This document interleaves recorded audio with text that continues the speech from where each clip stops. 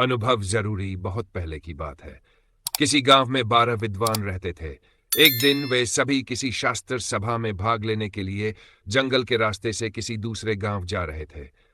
तभी उन्होंने देखा कि एक नारियल के पेड़ पर पके हुए नारियल लगे हुए हैं।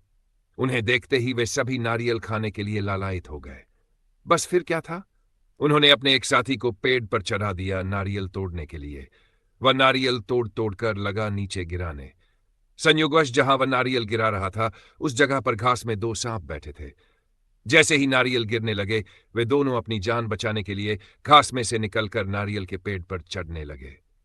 ऊपर चढ़े हुए विद्वान ने जब यह देखा तो वह चिल्लाया, सांप सांप, इन्हें मारो, वरना ऊपर चढ़कर ये मुझे डस लेंगे। नीचे खड़े विद्वान साथी दूर हट गए और वहीं से पत्थर मारने लगे, लेकिन अधिक दूरी होने के कारण एक भी पत्थर सांपों को नहीं लगा। ये देखकर ऊपर वाला विद्वान फिर चिल्लाया, अरे, तुम सब नजदीक आकर क्यों नहीं इन्हें मारते? और अगर तुम इनसे डरते हो तो शीघ्र ही कोई अन्य उपाय करो, जिससे कि मेरे प्राणों की रक्षा हो। नीचे खड़े सभी विद्वान देखने लगे एक दूसरे की ओर। कुछ देर तक सोचने के बाद जब उन्हें कुछ भी नहीं सूझा कि क्या करें, तो लगे सभी अपनी विद्वता का प्रदर्शन करने और ऊपर चढ़े हुए साथी को उपदेश देने। पहला बोला, देखो, तुम रो मत, मुसीबत में धैर्य धारण करना चाहिए। दूसरा बोला, इस समय तुम भगवान से प्रार्थना करो, वे बड़े ही दयालु हैं, वे सभी की रक्षा करते हैं, तुम्हारी भी अवश्य करेंगे। तीसरा बोला, अगर सांप तुम्हारे पास पहुंच भी जाएं तो तुम उन्हें नारियल से मारना। चौथा बोला, शास्त्रों में तो स्पष्ट लिखा ही है कि मनुष्य को स्वावलंबी होना चाहिए, अतः तुम अपनी रक्षा स्वयं करो। पांचवा बोला, घबराओ मत, सभी सांप विषैले नहीं होते, शायद वे तुम्हें काटे भी नहीं।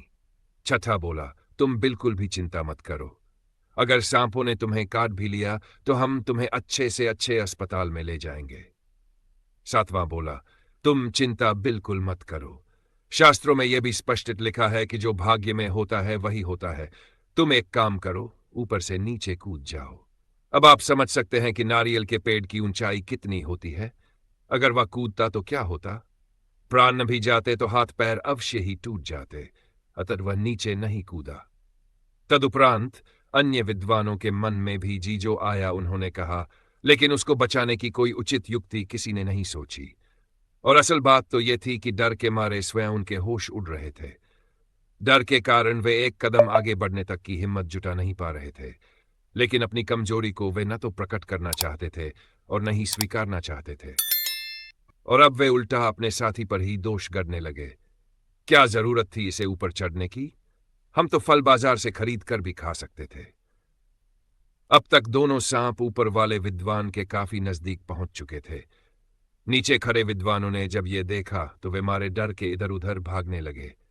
संयोगवश उसी समय वहां पर एक जंगल में काम करने वाला माली आ गया। उसने विद्वानों की वेशभूषा आदि से तुरंत अनुमान लगा लिया कि अवश्य ही ये विद्वान पंडित हैं और किसी बात से डरे हुए हैं। उसने उनसे पूछा, पंडित जी, कुशल मंगल तो है? घबराते हुए सभी ने एक स्वर में कहा, अरे, कुशल मंगल कहां, हम बहुत भारी मुसीबत में फंसे हुए हैं। और उन्होंने सारी बात माली को बता दी। यह सुनकर माली बोला, तो आप लोग भाग क्यों रहे हैं? अपने साथी को बचाने का कोई उपाय क्यों नहीं करते? अगर आपको डर लगता है तो आओ मेरे साथ।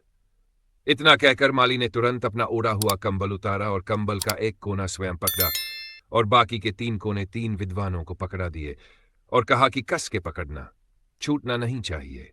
जब कंबल छत की तरह तन गया तब माली ने ऊपर वाले विद्वान को कहा, आप केवल कंबल पर कूद जाएं, आपको चोट भी नहीं लगेगी और आप सांपों से भी बच जाएंगे। और उसने ऐसा ही किया। वह कंबल पर कूद गया और उसके प्राण बच गए। इस प्रकार जो काम सारे विद्वान नहीं कर सके, वही काम माली के अनुभव ने कर दिखाया।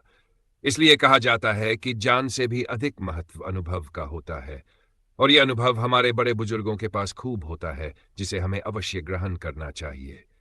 इस कहानी से हमें ये शिक्षा मिलती है कि किताबी ज्ञान के साथ साथ व्यवहारिक ज्ञान भी अत्यंत आवश्यक है, क्योंकि इसके बिना जीवन रूपी गाड़ी चलनी संभव नहीं है, और वह व्यवहारिक ज्ञान मिलता है अनुभवों से। इस कहानी से हमें एक शिक्षा यह भी मिलती है कि क्या, कब और कैसे कहना या करना है, इसका उचित समय और स्थान बहुत महत्वपूर्ण होता है। इसीलिए कहा गया है उपदेशो यथा कालम।